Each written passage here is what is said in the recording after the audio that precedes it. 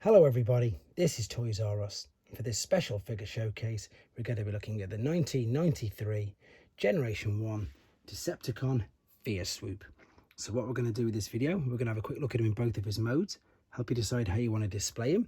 I'll actually transform him between the two to show you just how simple it is. We're going to have a look at his, I suppose it's quite basic, but it's a really cool little gimmick and accessory pack that comes with it. There's two special things that you can do with it, and there's another little bonus thing that you can do as well with the robot mode.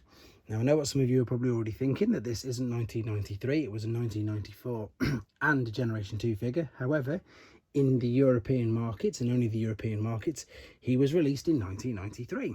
So he does still make it in the banner of Generation 1. These are what's known as European exclusives, or the Generation 1.5, sometimes they're referred to. But yeah, he is a bona fide Generation 1 figure. The way to tell as well, if you have a look online, you'll be able to see that the European ones came in boxes, whereas the Generation 2 figures just came, you know, with a normal blister on a card. Right, if we have a look at the alternate mode, it's quite nice. I mean, if it didn't have this, it's supposed to be like a stealth jet, but with this enormous accessory on the back, it doesn't really go for that. But we're going to have a look at the alternate mode anyway, and this is a Lockheed Martin YF-22 fighter jet, and it's super basic. Excuse me, it's bright yellow as well. You've got a landing gear you can fold down and out there. It's very stiff. These are very stiff. Key things to look out for is, you see this bit here, this is where it's going to slide up and down. So if that's heavily corroded, you're going to get a few problems with that. Stickers on this are near enough always really damaged as well, so I'm really quite lucky that this is a good example of it. So the weapon that you've got, I'm going to show you the two things that these do because I think it's brilliant. So this works in both modes. So first and foremost, excuse me, you've got this button here, and you can see this activates like a bit of a pom-pom effect there with that shooting.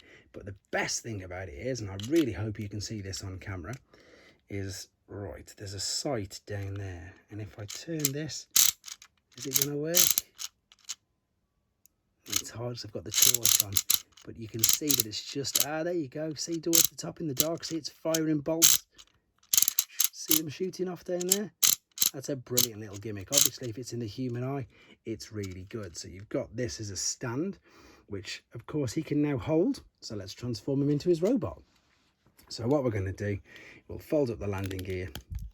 We'll fold the other landing gear right up to their feet. We'll fold the feet over completely, and then this is where you've got to be careful, to be honest. This is the bit I was on about. You've just got to slide this out like so. Super simple. Fold it around like that, and voila.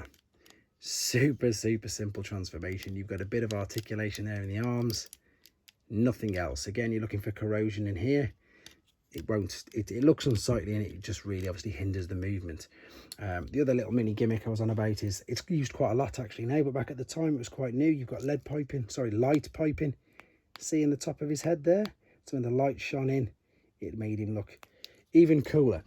So as I was saying, we can now hold his arms up like so. You can now attach, there's the sight, obviously how we can see. And what we're going to do, there's two dowels here. I wonder if we can see them. Yeah, there's a dowel there. That's it, right where my thumb is, either side. There's the dowels.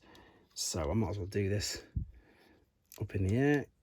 Is it going to do it? Yep, that'll fit in there. That'll fit in there.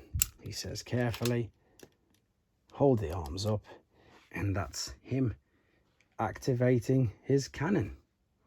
Very basic, but I suppose quite adorable. It just, you know, how sort of simple it is. I'm going to show you again, if I can, on camera, the Pom Pom effect. I'm going to have to disconnect it just in case I break it. So here we go. You can see that they rattle in and out. And then let's see if I can get this one more time for you. It's going to have to be at the top, isn't it? Yeah, there you go. There's the beams of light, laser bolts shooting down. So there you go. Very basic figure.